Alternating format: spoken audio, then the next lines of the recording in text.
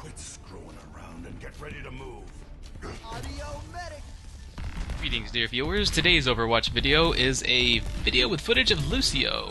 5, 4, 3, 2, 1. Round 1. Capture the objective. Oh, time to accelerate. Got some Lucio play for you here. And the title of this video is Stepping Up. And I will let you know when we get to the point in the video that the title refers to. Oh, this is my jam. So we're starting out here. Just healing up my team on the capture point. We're all over the capture point. We got there first. And so we're kind of trying to hold on to the place before the control point unlocks. And everybody comes in and try and take it. Now Reaper's attacking me here, but I'm using the outside wall of the capture point as a means of defending myself from him and tripping him up, moving back and forth. And when he and Mercy here get close enough to damage me, I right-click and push them both away. And now I'm going to run outside of the capture point. They're both going to chase me. And as a result, that's two of their champions, two of their heroes that weren't on the capture point that could have at least been contesting it. But they weren't doing that, and my team was able to capture the point, and we are now at about 10%, having captured it. So now, of course, the objective is to defend point B. I use Lucio's speed boost to get back to the point as quick as possible. And I want to keep my team healed up. Winston is pretty low health at this point, so I'm going to make sure and stay close to him so that my healing aura heals him up as much as possible. I use my boost to try and keep him healed. And then he jumps in, and I pop my ult in an attempt to save him, but they take him out before I can get that massive shield on him. Fortunately, Soldier 76 and I both benefit from my ult at this point. He rushes in, he pushes him back, he makes really good use of it, then he drops his healing aura down, which is really nice because we've got two healing auras going at that point. So we're able to keep them pinned for a little bit, use the speed boost to get back to the team. And then I run around, I make a quick little assessment of everybody's health, see that I have a teammate out here who's low, and I go try and help him. It's a little bit too late though, so I push back Reaper, make sure he can't deal a lot of damage. And then I'm going to use a wall jump here, using Lucio's skate on the wall tech ability, and get into the window. A little bit behind the enemy team, on the capture point, behind the opposing team. And then again, I'm using some terrain, using some map objects in the middle of the capture point here. We try and trip up their Reaper, but that's two Reapers right there in that point, and I was the only one there for a little while, it felt like, before my team finally arrives. And the two Reapers was just a little bit too much for me to handle. So they do end up pushing the point, and they're taking it over. This is where things start to fall apart a little bit for our team. The opposing team is nice and grouped up right now. They're grouped up, we're not. They're all over the point, and things are going to start getting to the point where my team, or our team, is going to start trickling in one at a time. And that's not what you want to have happen in a team-based game. See that I've got Mei near me, so I use my speed boost. I was going to use it anyway to try and get closer to the capture point. They've got their two Reapers pushing up. Not much I can do against two Reapers by myself as just a solo Lucio. Again, putting some objects between me and their fire to try and keep myself healed up, but it doesn't really work. I am taken out, and their Reapers use their ult. I think they use both ults, both Reaper ults there, to keep us pinned. And here's the point that I was referring to in the video's title. The video's title is referring to this point, stepping up. This is exactly what I'm doing here. In chat, I typed regroup, and then I give a clear directive. Winston, hold back, and let us join you. Now, you're going to get players who won't listen to this kind of thing, but sometimes you will get players who do. Notice how Winston stops right here. I stop by him, and my team actually slows down. They aren't rushing forward at this point. Most of them aren't rushing forward, or a lot of them aren't rushing forward. We wait for Winston, and we get grouped up as a healer, a tank, and Soldier 76 is also joining us here. I've got my ult ready. The opposing team is trying to keep us pinned back, but as a unit, as a single unit, or as a single group here, we are going to move forward. Winston's going to rush forward, being the tank that he is. Now, I pop my ult, and that gives me, Soldier 76, and Winston, and maybe one other, a massive shield. Winston rushes in, he pushes them back. Soldier 76 doing a lot of damage. We score a double kill off of that. And that clears out a lot of the opposing team. And all it took was someone stepping up and saying, regroup, and then giving a clear directive.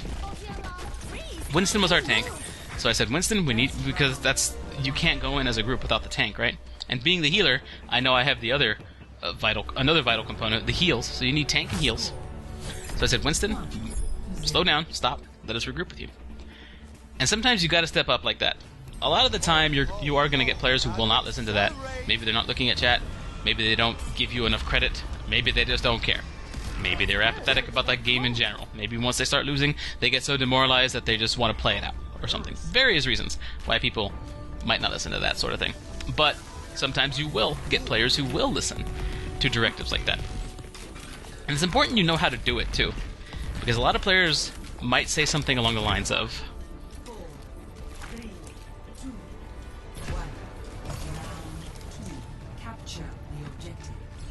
letting the announcer talk there. A lot of players might say something that means group, but they'll say it in a way that would not result in people wanting to listen to them.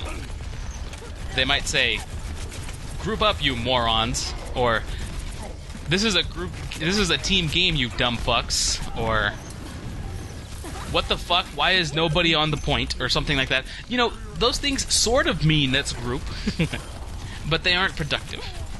They aren't productive at all when you say them like that. So you've got to make sure. So it's important you know how to say them. So notice what I did. I stopped in the spawn room. If you want to go back and watch what happened. This second part of the match, by the way, I'm not going to mention any specifics. We're just going to talk a little bit about the whole stepping up part, because I feel like it's an important concept that maybe a lot of players could benefit from. But anyway, you'll go back to notice I just stopped in the spawn room, and I just typed regroup, get people's attention, and then I gave a clear directive. I wasn't insulting about it.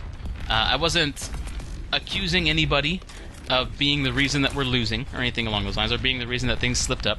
All I said was regroup, and then I gave a very clear directive, which is important, because you need to tell people how to do what you want them to do. And everybody in this game knows how to play this game. They know the concepts. Everybody knows that you need a well-balanced team and that you need to group and attack as a group. Everyone knows that. It's a concept it's common sense. Everyone playing this game just inherently knows that. Okay? But you'll often still see people rushing in one at a time. So if everybody knows that, why are people doing the exact opposite so often? It's because things fall apart, and often nobody steps up to try and piece them together.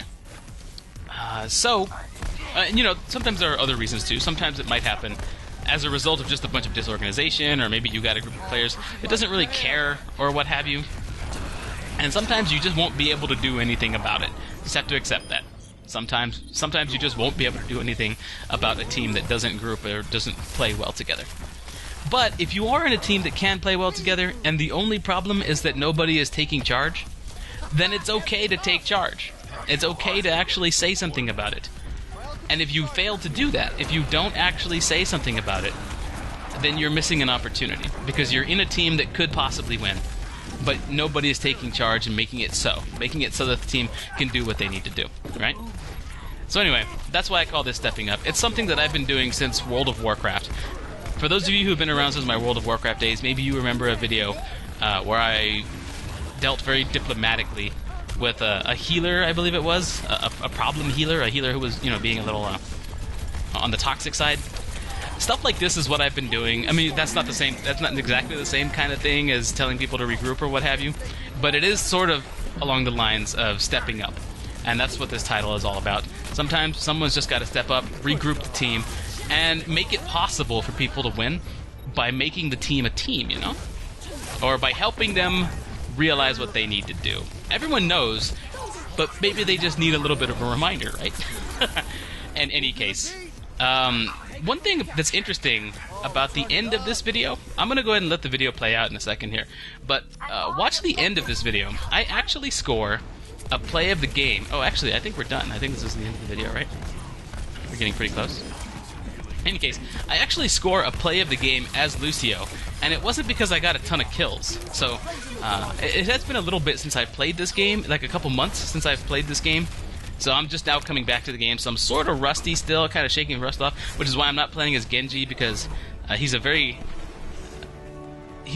technical hero, Genji is, and so I need to get that back before I can make some video footage of him, I feel. But here's that play of the game that I'm talking about. And notice what it chose as my play of the game. I didn't get a huge kill streak. Yeah, we score a double here. But I think it's counting how much of an effect my ult had here. And that's pretty nice, that the game recognizes that it's not just large kill streaks that lead to victory. It's support heroes doing what they do as well. So it was pretty nice to actually see a support hero getting a play of the game like that for just doing what they do, doing what the hero does well. Alright, so I guess we skipped past the point where I was just going to let the video play out, and turns out I was able to commentate through the whole thing. Alright, hope you folks enjoyed this video. Thanks a lot for watching, and I will see you folks next time.